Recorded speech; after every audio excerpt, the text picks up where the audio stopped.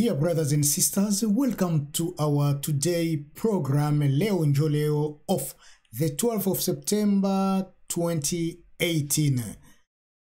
I'm Odon Bulamba. I'm going to share with you this this program and to let you know, to update you with what has been taking place in the Republic Democratic of Congo.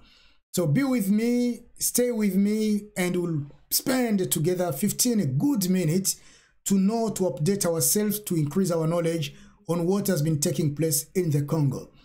Today, my program will be split in two. The first part, I will tell you about what has been happening in the Congo, while the second part of this news that I'll share with you, it will be like a small reflection. It will be like a small red line, like a small, not a debate, but comment on our leaders, opposition leaders of the DRC.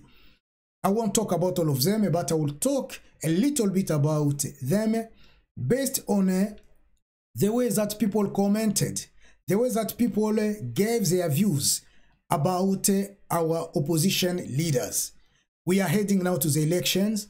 Are our leaders ready to fight, to be there for the population, or are they there for themselves? Are they there for Kabila, or are they there for something else? So be with me. Within the next 4 hours, we'll kick that program off. So be aware, set up your computer, set up your TV, set up your mobile phone. And by doing so, just click on the subscribe button. And once you click it to subscribe, you'll be one of ours. Then click on the bell, which is behind there, down at the bottom. By clicking on that bell, you'll be alerted. Whenever we'll start to talk, the bell will alert you and you'll know that I am online. So once again, welcome to our program today. And without taking longer, let me share with you our news. We are going to the province, to the area which is known as Kisangani. Kisangani is in the province of Chopo. Last Sunday, speculations went everywhere in Kisangani after the death of this 15-year-old person. And the person who passed away showed some symptoms of the virus of Ebola. By having those symptoms of Ebola virus, speculations went everywhere that a virus has contaminated the whole area Kisangani.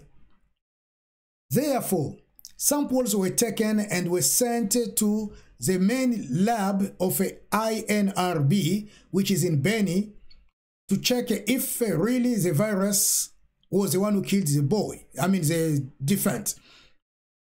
Unlikely or fortunately, for those who are alive, for those who are in Kisangani, the result came back negative. So there is no virus of Ebola in Kisangani. So people of Chopo, people of the province of Chopo, be happy. We are all happy for you.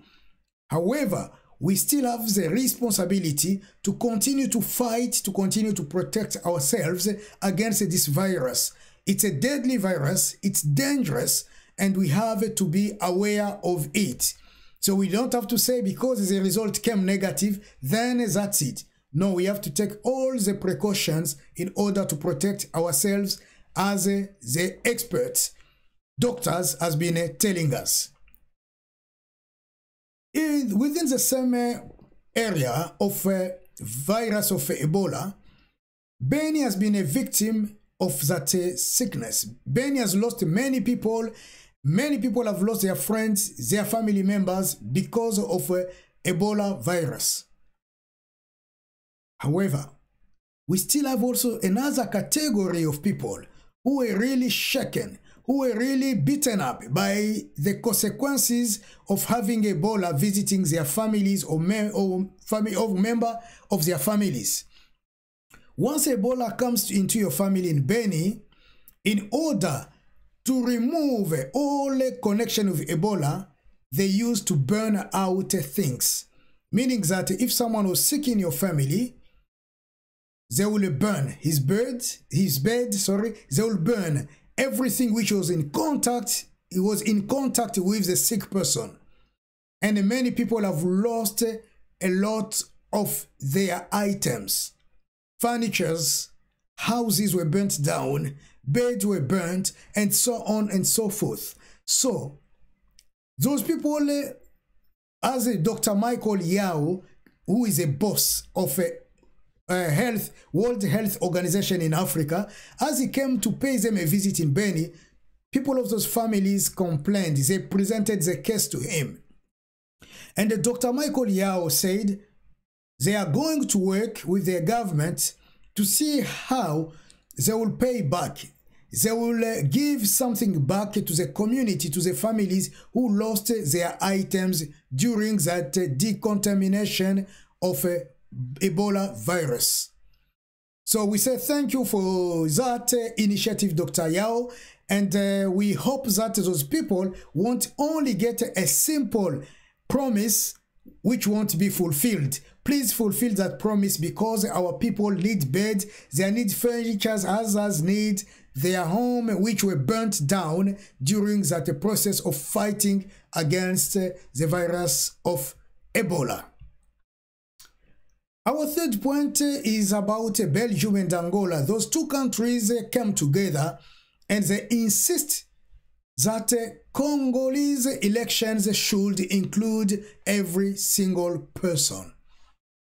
It was in their declaration, which took place on Tuesday, the 11th of September 2018 at Luanda, or in Luanda in Angola, that where the Foreign Affairs Ministers of Belgium, known as Didier Reinders, and the Foreign Affairs Minister of Angola, known as Manuel Domingos Augusto, had the time to talk and declare clearly to the world that it's important for the Congolese people to include all the political actors in or during this electoral process. They want to see all of them acting in order to build a better Congo. So, based on that, saying that they have to include them, I should say that, you know, we have those who were excluded because the corrupt course that we call the corrupt Court of Appeal has rejected them. The corrupt CENI has rejected them. There are those also who came and they were stopped at the borders of the country. They can't cross the border. Others also are just dying, suffering in prisons, and they are not allowed to come out to fight or again to stand for those elections. We have got to also those who are asylum seekers today. They are living overseas. They are in exile. They can't come back in order to represent themselves or to represent their countries.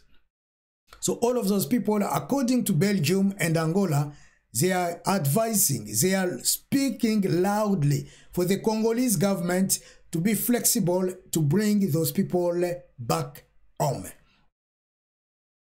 This will lead us to another point, which is the passport of Moïse Katumbi.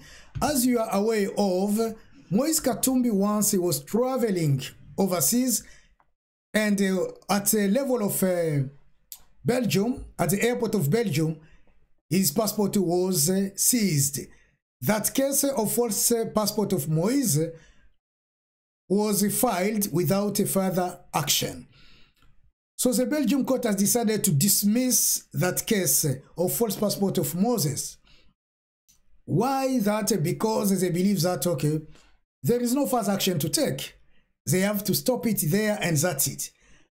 But normally when someone is under arrest, normally when someone is under such a situation like Katumbi's one,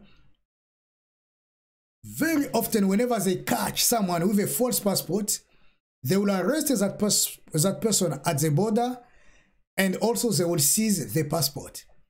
But this case of Moïse Katumbi or Moses Katumbi is a little bit different. He was under arrest, but instead of taking his passport away, seizing it and putting him in jail or under arrest, they issued him a traveling document to continue his journey while his passport was blocked somewhere. Therefore, Moses continued to travel around and he came up to Congo, where he was stopped at the border of Congo and Zambia. You know the story. He couldn't cross.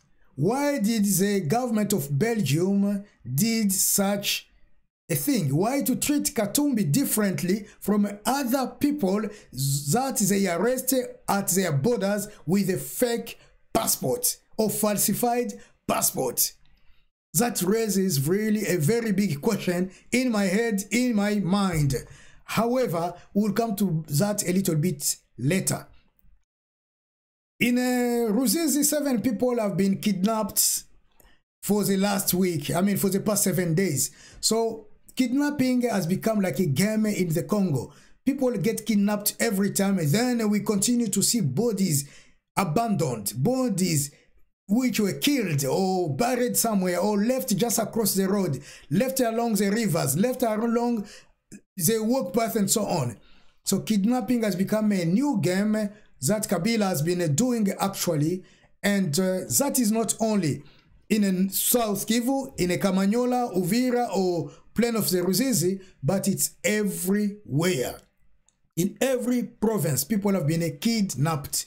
So whenever I talk, very often I will say, I compare the system of Mobutu, I compare the way of Mobutu governing, the way that Mobutu was governing Zaire, to the way that Kabila governs Congo. It is the same. Mobutu was a dictator. Kabila, we should say that he's a dictator too. Mobutu was a tyrann, and we should say Kabila also is a tyrann. Mobutu was this, Kabila is that. I mean, there is not really much difference, because to the time of Mobutu, kidnapping was just a game, to the point that he created a type of operation which he used to call Operation Ibu. And many people used to disappear. And during the time of Kabila, it's the same. All the mistakes that Mobutu did, all the strategies that Mobutu used to punish, to incriminate, to force Congolese to die, to intimidate Congolese, Kabila has been copying them word by word, step by step. And the main reason for that, I believe, it's because Kabila is surrounded with those who work with Mobutu. Those who killed Zaire yesterday are the main actors in Kabila's, government. As the main actors in Kabila's maybe office, they surround him. Those are his advisors. Those are people that act with him.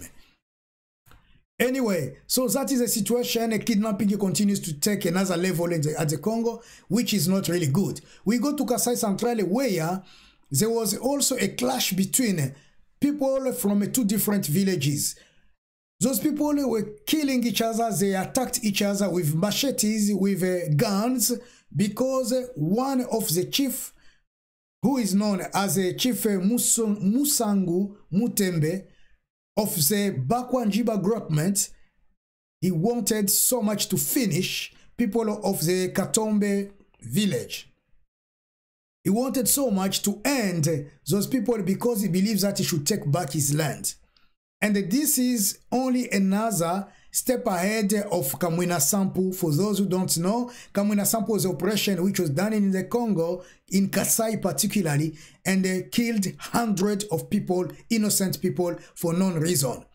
Thing which was set up by the government of the Congo in order to intimidate the people of the Congo and to show to the world that insecurity has been controlling the country. So Kabila should remain in power.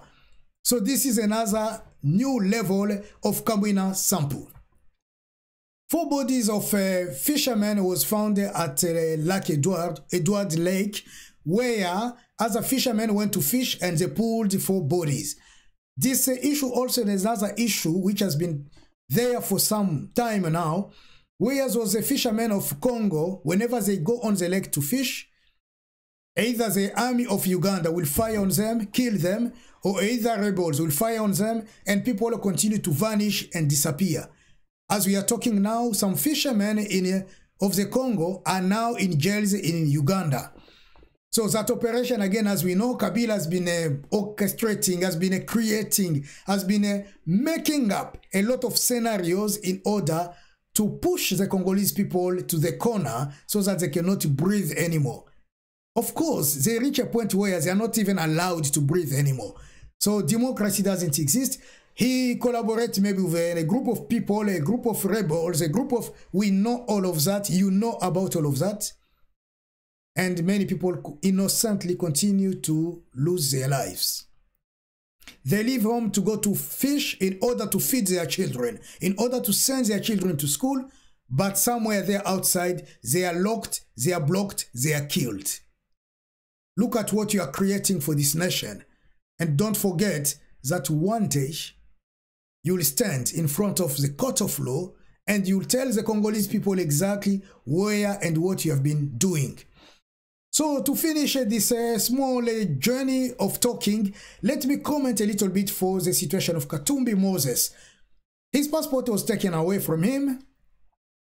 A stranger thing, the government of Belgium or the authority at the airport, the police of the airport of Belgium allowed Katumbi to move forward and to go astray, to continue his journey. If you arrest me today with a fake passport, I'm sure that you won't let me go. You'll put me in jail. And I have to stand in front of the judge. But for Katumbi, that was extremely different. It's a unique case. Was it a drama that they were playing, or was it something else? What is behind this? Then Katumbi, after that, came to the Congo, reached the borders of Congo. They didn't allow him to step in. We know the story. The government of the Congo started to say much and more about the fake passport of Katumbi. They talked a little bit about the way that the authorities in Belgium seized this passport and so on. A lot of things were said. You were informed, I'm sure you were. And then now, after closing, you know, after postulating, after closing now that reception of candidacy for the presidential election in the Congo, the court in Belgium has reviewed the case and they have come up with a decision. We can't go further with that case, so that's the end of the case. Katumbi, he has to be given back his passport, or maybe that's it. Nothing further to do. Was it a game or not?